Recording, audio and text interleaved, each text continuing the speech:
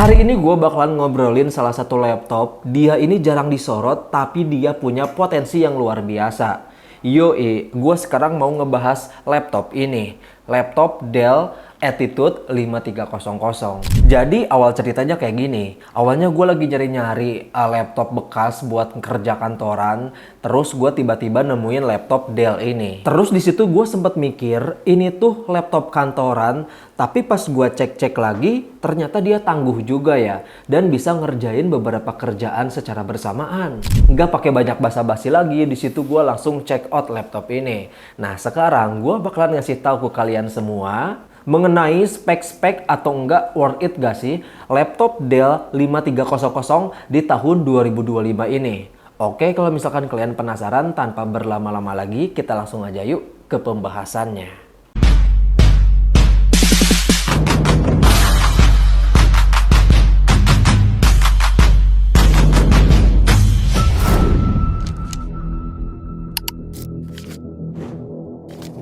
Sekarang pertama-tama kita bahas bagian desainnya dulu. Ya, kalau misalkan kalian lihat nih di layar kamera, dia ini punya desain yang nggak neko-neko, punya hitam yang doff banget, dan bodinya itu mulus. Kalau lu semua nyari laptop yang kesannya itu flashy, terus warna-warni, kelihatan lucu, laptop ini bukan solusinya. Karena menurut gue pribadi, laptop ini tuh kelihatannya kalem, minimalis, profesional gitu loh buat kerjaan sehari-hari. Tapi jangan salah bro, walaupun tampilannya itu dia kalem, build quality-nya jangan ditanya, dia benar-benar mantap. Bodinya itu kokoh, solid, dan walaupun dia dari plastik, feel-nya tuh nggak murahan. Lu bisa ngerasa ini laptop emang dibikin buat tahan banting, cocok buat kerja kantoran, dibawa meeting sana sini, lempar sana sini. Dan yang paling gua suka itu dari ukurannya. Ukurnya itu dia nggak terlalu besar, nggak terlalu kecil juga. Dan kalau misalkan kita ngelihat dari bagian layar, dia cuman punya layar 13,3 inci aja, bener-bener minimalis lah. Dan kalau kita cek bagian beratnya, dia cuman punya berat sekitar 1,3 kilogram aja tuh. Enteng banget. Kalau kita ngomongin bagian layar, balik lagi dia cuman punya layar 13,3 inci.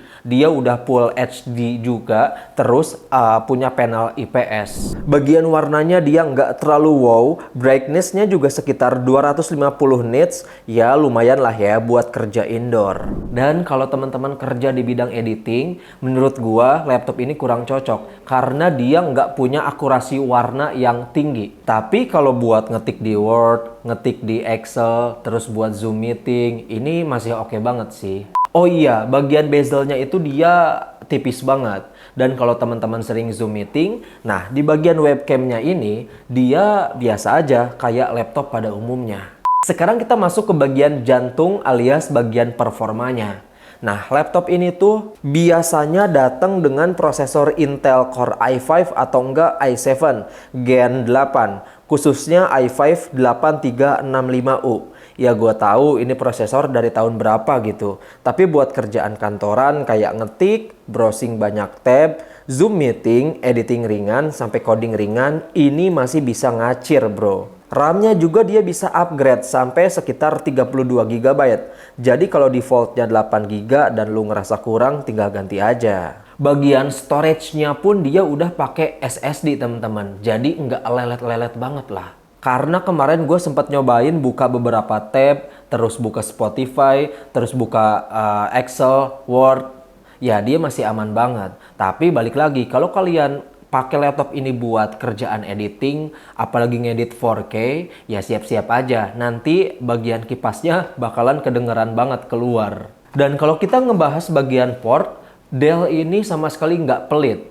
Karena lu bakalan dapat USB-A, USB-C, HDMI, RJ45, micro SD reader, sama audio jack. USB-C-nya juga dia udah bisa buat charging dan juga display. Jadi kalau lu punya charger Type-C universal itu bisa banget dipakai. Nah, bagian Wi-Fi-nya dia udah oke. Walaupun yang lama dia masih pakai Wi-Fi tipe 5, tapi dia upgradable kok. Apalagi kalau teman-teman suka ngotak-ngatik software ya, bisa di-upgrade bagian Wi-Fi-nya. Terus, yang terakhir kita masuk ke bagian baterai. Well, karena laptop ini termasuk laptop jadul, jadi kalau teman-teman ngerjain kerjaan itu agak berat, kayak buka editing segala macam, dia cuman kuat 4 sampai 5 jam aja. Tapi kalau teman-teman pakainya itu cuman buat Word atau enggak cuman buat YouTube aja atau enggak buka Spotify, dia masih oke lah, sekitar 7 atau 8 jam. Dan setelah gue beli laptop ini, di sini gue bakalan ngerangkum nih sedikit beberapa kekurangan yang dimiliki sama laptop Dell.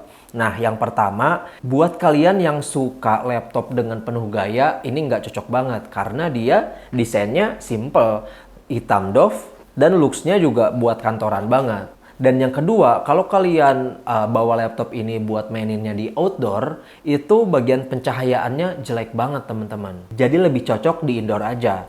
Terus ke bagian webcam, dia webcamnya menurut gua ya, dia masih kurang. Dan di bagian performa, dia sama sekali nggak cocok buat teman-teman yang sering main game berat atau enggak editing 4K atau enggak Photoshop segala macam, desain dia sama sekali nggak cocok teman-teman. Dan kesimpulannya adalah kalau teman-teman di rumah masih mahasiswa dengan pengerjaan yang biasa aja lah, kayak cuman ngetik-ngetik atau enggak bikin PPT, ini laptop masih oke. Dan jangan juga kalian berharap laptop ini punya performa sama kayak MacBook Pro yang harganya 20 jutaan. Ini bener-bener jauh.